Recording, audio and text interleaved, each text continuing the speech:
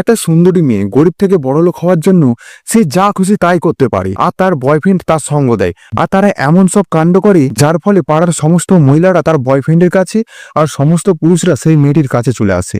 মুভির শুরুতেই রোজ নামের একটি মেয়েকে দেখতে পাই, যে একটি মহিলাকে একটি বাড়ি দেখাচ্ছিল। সে আসলে একজন দালাল যে বাড়ি কেনা বেচা করে। মহিলার নাম ছিল মারিয়া।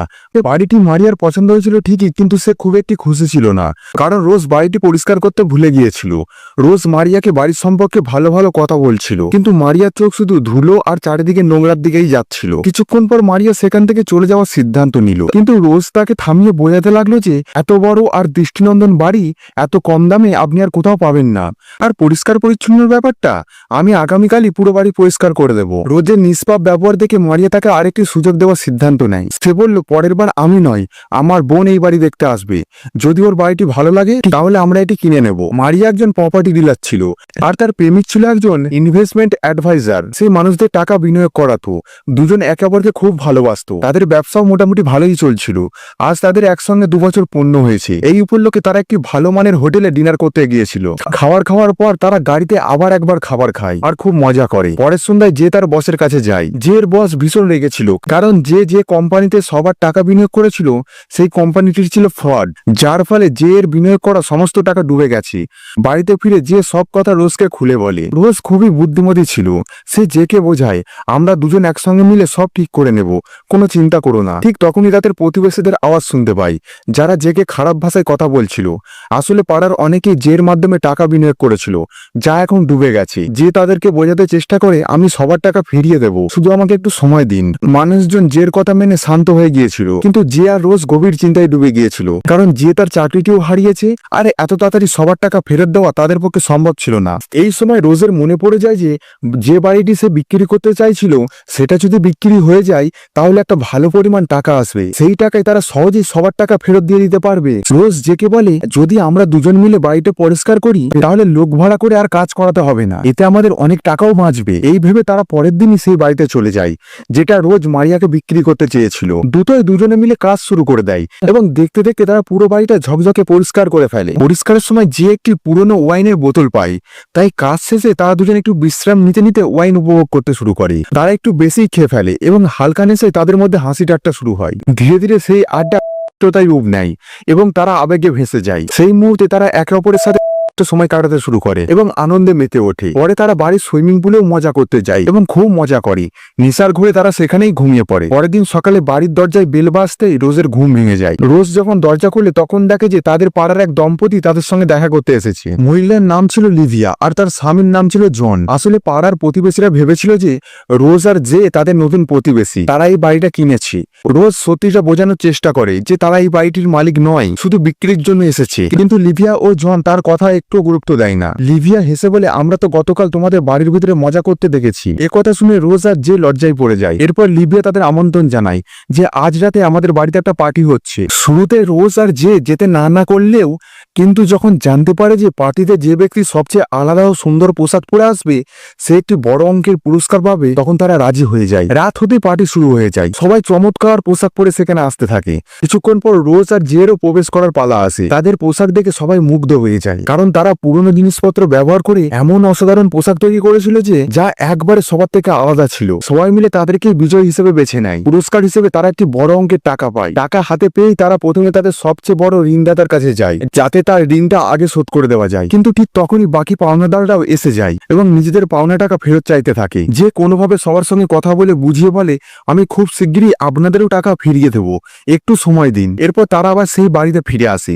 হাতে ঋণ শোধ করার জন্য মাত্র 2 মাস সময় ছিল। তাই রোজ একটি নতুন পরিকল্পনা করে, যাতে অল্প সময়ে ভালো পরিমাণ টাকা উপার্জন করা সম্ভব। দুজনে মিলে তাদের সেই বাড়িতে একটি পার্টির আয়োজন করে এবং সমস্ত ধনী প্রতিবেশীদের আমন্ত্রণ জানায়। তারা ছিল এই এলাকায় নতুন, তাই সবাই তাদের জন্য দামি দামি উপহার নিয়ে আসে। মারিয়া সহ সবাই রোজ আর এর সঙ্গে দেখা করে খুব খুশি হয়। রোজ আরো বেশি টাকা আয় করার জন্য এক চমৎকার পরিকল্পনা করেছিল। সে পার্টির মধ্যে গরিব শিশুদের সাহায্যের জন্য একটি ফাউন্ডেশন একটি ডোনেশনের ব্যবস্থা করেছিল, যাতে অতিথিরা স্বাভাবিকভাবেই দান করতে আগ্রহী হয়। রোজ যেমন ভেবেছিল ঠিক তেমনটাই ঘটতে শুরু করে। অতিথিরা মন খুলে দান করতে থাকে, কারণ রোজ আর যে খুব অল্প সময়ে সবার হৃদয় জয় করে নিয়েছিল। পার্টি শেষ হওয়ার পর রোজ ও যে বসে টাকা গুনতে থাকে। ঋণ শোধ করার জন্য তাদের আর খুব বেশি টাকার দরকার ছিল না, তাই দুজনেই ভীষণ খুশি হয়ে পড়ে, কারণ তাদের ঋণও শোধ হয়ে যাচ্ছে আর কোন রকম চাকরি বা কষ্টকর কাজ ছাড়াই তারা এক ধনী জীবনযাপন শুরু করে দিয়েছিল। এই আনন্দে তারা একে অপরের সঙ্গে আবার ঘনিষ্ঠ হয়ে সময় কাটাতে শুরু করে। পরের দিন সকালে তাদের বাড়িতে এক প্রতিবেশী উইলসন আসে। সে জেকে একটি পেন্টিং উপহার দেয় এবং নিজের সম্পর্কে কিছু গল্প বলে। আসলে উইলসন গত রাতের পার্টিতে আসতে পারেনি, তাই আজ দেখা করতে এসেছে। কথা বলতে বলতে উইলসনের নজরে পড়ে যায় যে একটা চমৎকার চিত্রশিল্পী বা পেন্টার। এটা জেনে সে বেশ অবাক এবং আনন্দিত হয়। উইলসন চিত্রকলা ভীষণ পছন্দ করত, তাই সে জেকে তার সঙ্গে কাজ করার প্রস্তাব দেয়, যে প্রস্তাবটি গ্রহণ করে, কারণ এর মাধ্যমে সে অর্থ উপার্জনের পাশাপাশি নিজের স্বপ্নও পূরণ করতে পারত। অন্যদিকে রোজ পাড়ার সব আভিজাত্য মহিলাদের সঙ্গে বিলাসী জীবনের স্বাদ উপভোগ করছিল। এই সময় এক মহিলা রোজকে বলে, আমি কিন্তু তোমাদের দুজনকে সুইমিং পুলে দুষ্টুমি করতে দেখেছি, তোমাদের দেখে আমারও মনে এক ধরনের আলোড়ন তৈরি হয়েছিল। মহিলার কথা শুনে রোজ একটু অবাক হয়ে যায়। তখন অন্য মহিলারা বলতে শুরু করে, আমাদের স্বামীরা কিন্তু জের মতো এত উত্তেজিত বা উচ্ছ্বাসিত নয়, যে তোমার প্রতি যেভাবে আবেগ দেখাচ্ছিল তা আমাদের স্বামীদের থেকে কখনো আমরা পাইনি। সবাই রোজের কাছে জানতে চায় কিভাবে তারা তাদের স্বামীদেরকে আবার আগের মতো আকৃষ্ট করতে পারে। এই কথা শুনে রোজের মাথায় আরো একটি টাকা রোজগারের বুদ্ধি আসে। সে জেকে নিয়ে নতুন একটা পরিকল্পনা তৈরি করে। তারা এবার পাড়ার সকল প্রতিবেশীদের জন্য একটি 7 দিনের ম্যারিড লাইফ ট্রেনিং এর ক্লাস আয়োজন করবে, যেখানে সবাই তাদের বিবাহিত জীবন ও রোম্যান্স ও আনন্দ ফিরিয়ে আনার উপায় শিখবে। রোজের আহ্বানে সবাই তাদের বাড়িতে একত্রিত হয়। রোজ ও যে যা যা করতে পারে সবাই তা মন দিয়ে করে, আর এতে তারা সত্যি আনন্দ পেতে শুরু করে। পাশাপাশি রোজ ও যে ধীরে ধীরে অনেক টাকা উপার্জন করতে থাকে। রোজ সবাইকে শেখাচ্ছিল কিভাবে সম্পর্কের উষ্ণতা ও আবেগ বজায় রাখতে হয়, তৃষ্ণা সৃষ্টি ও নিবারণের কৌশল। আর যে এই সময় উইলসনের জন্য চমৎকার সব পেন্টিং তৈরি করার কাজ করছিল। আসলে উইলসন জের একটি পেন্টিং প্রদর্শনীর পরিকল্পনা করছিল, কারণ যে অসাধারণ শিল্প তৈরি করছিল। এইভাবে দেখতে দেখতে 7 দিনের প্রশিক্ষণ শেষ হয়ে যায়। রোজ সবাইকে প্রশিক্ষণ দিচ্ছিল, ঠিক সেই সময় তার ক্লায়েন্ট মারিয়ার ফোন আসে। মারিয়া জানায় তার বোন অল্প কিছুক্ষণের মধ্যেই বাড়িটি দেখতে আসছে। এটা শুনে রোজ বেশ চিন্তায় পড়ে যায়। সে তাড়াতাড়ি জেকে পুরো বিষয়টি জানায়। যে একটু ভাবার পর সবার সামনে এসে বলে, চলুন আমরা সবাই বাইরে একটু খোলা হাওয়ায় বসি। এরপর সে সবাইকে বাড়ির বাইরে নিয়ে যায় এবং তাদের বসে একটি গ্রুপ পেন্টিং করতে শুরু করে, যাতে বাড়ির ভিতরে ফাঁকা থাকে আর রোজ ক্লায়েন্টকে নির্বিঘ্নে পুরো বাড়ি ঘুরে দেখাতে পারে। কিছুক্ষণ পর মারিয়ার বোন এসে পৌঁছায়, কিন্তু অবাক করার মতো ব্যাপার হলো সে নিজে বাড়িতে না ঢুকে তার জায়গায় নিজের পোষা কুকুরটিকে বাড়ি দেখতে পাঠিয়ে দেয়। কুকুরটি বাড়ির প্রতিটি কোণ ঘুরে ঘুরে দেখছিল। ওদিকে কুকুরটি এইভাবে সবকিছু ঘাঁটতে দেখে রোজের দম বন্ধ হওয়ার উপক্রম হয়। তার মনে হচ্ছিল যে কিছু একটা ভুল হয়ে গেলে। হঠাৎ করে কুকুরটি বাড়ির এক কোণে গিয়ে দাঁড়িয়ে জোরে জোরে ঘেউ ঘেউ করতে শুরু করে। এই ঘটনা দেখে মারিয়ার বোন কিছু না বলে বাড়ি থেকে বেরিয়ে যায় এবং চলে যায়। অন্যদিকে বাড়ির বাইরে যে তার পেন্টিং শেষ করেছিল, সে এত সুন্দরভাবে ছবি এঁকেছিল যে উপস্থিত সবাই সেই পেন্টিংটি কিনতে চেয়ে ঝগড়ায় জড়িয়ে পড়ে। দেখতে দেখতে জের সেই পেন্টিংটি লাখ টাকায় বিক্রি হয়ে যায়। বাড়ি ফিরে যে আনন্দের সঙ্গে এই সুখবর রোজকে জানায়, আর তখনই রোজের কাছে মারিয়ার ফোন আসে। সে জানায় তারা বাড়িটি কিনতে রাজি হয়ে গেছে। এই খবর শুনে রোজ আর যে দুজনে খুব খুশি হয়ে পড়ে।